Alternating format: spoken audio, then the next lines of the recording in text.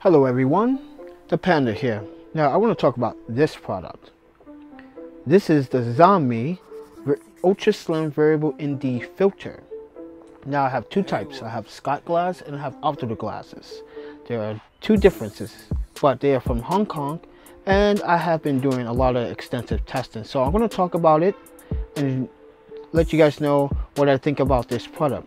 Is it right for you? Is it going to be something that you will be investing in? Is it a better option other than an expensive variable ND filter that can cost you more than $400? So stay tuned and find out more information. Audio Jungle.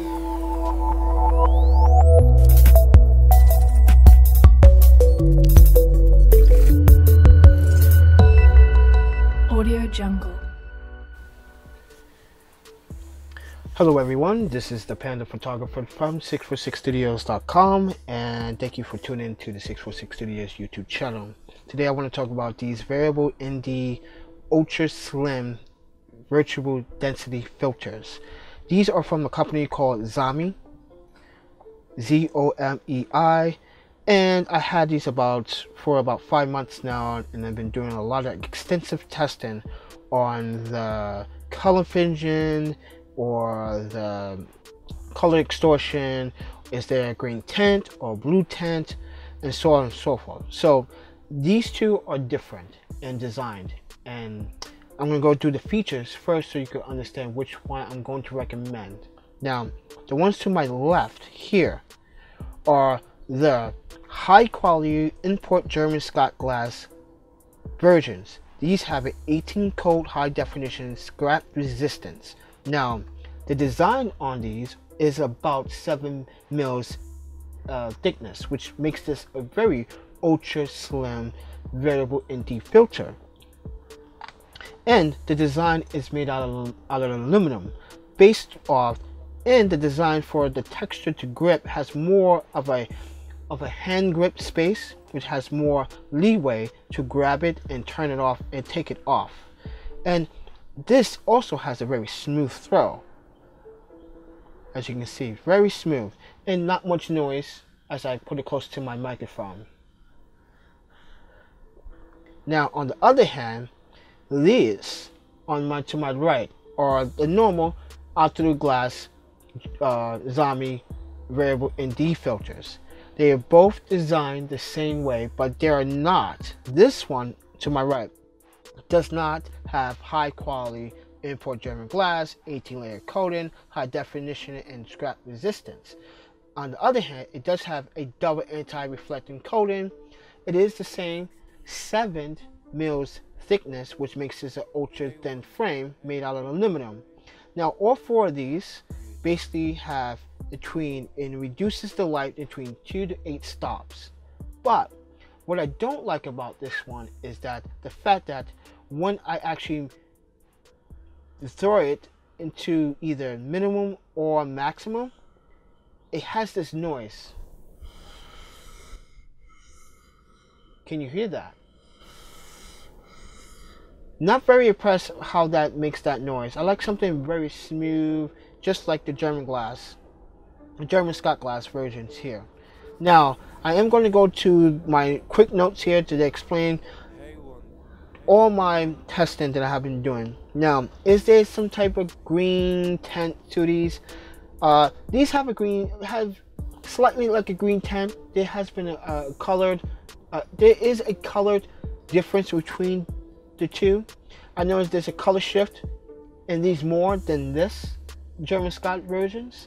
I noticed that when I'm doing landscapes or long exposures during the daytime, I can see the greenish tint color, but it's not bad. But I did notice that on the optical glass versions that the whites and the blacks are not as white as I expected, and the blacks are not too rich. But on the German Scott glass, I like the whites. The whites are really vibrant, very good. The blacks are really rich. The colors are really nice and bold, and it's not much of a color shift, especially doing photography. And you can go to my Instagram at ThePandaPhotographer, all one word, and I'll leave that link down below, and you can see all my portraits, my landscapes, stuff that I like to test. I even testing the lens right now on my 18 to 18 to 35 similar art lens on my Sony a7 Mark II body. Now, I do have it for my a7R bodies as well, and that's why I have different mount threads here. I had two 77s, a 62, and a 72. So, because I have different lenses here. Now, I am going to tell you that I'm not sponsored by Zomei by any way, but I would love to test out more of their products. And I heard they also make tripods, which I'm very excited to try one, but I have a Manfrotto tripod, but I want to compare the two. But anyway, I want to talk about these very ND filters. With the German Scott glass, I noticed that the white balance on these were pretty close to close, but don't let no one tell you or fool you. I'm no expert about this, but I had a lot of ND filters in my time, and the worst ones I had was some newer ND filters that had terrible grain color distortion to them. They were so bad. They're like, I couldn't use most of my videos because it was so bad. But I wouldn't recommend buying those. But I do, and I prefer if you buy the German Scotts. Now, there's a price difference.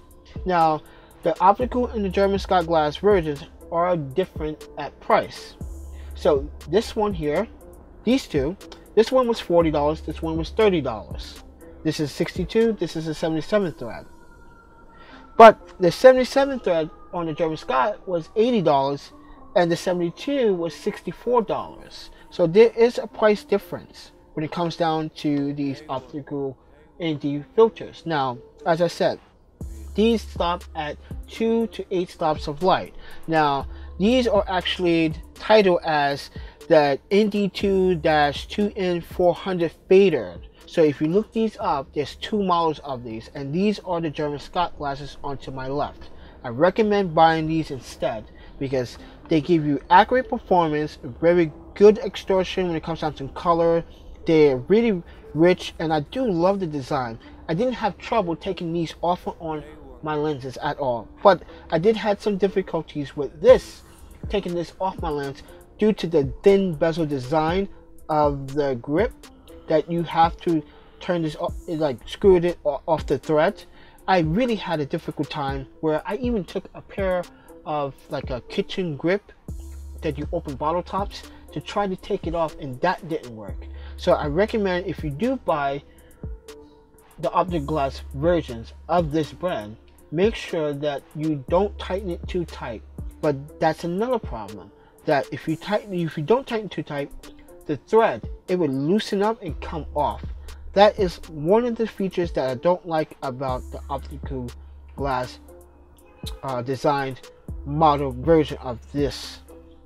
But I do like the German Scott glass version because I noticed that there is, not sure you can see that, but and the threads are more heavily built. They both made out of aluminum, don't get me wrong, but you can see that this is way better, way smooth, and I like how that even though the texts are in red and you can't really see it at night, especially if you are at locations like Times Square, which has a lot of light, I had to use this.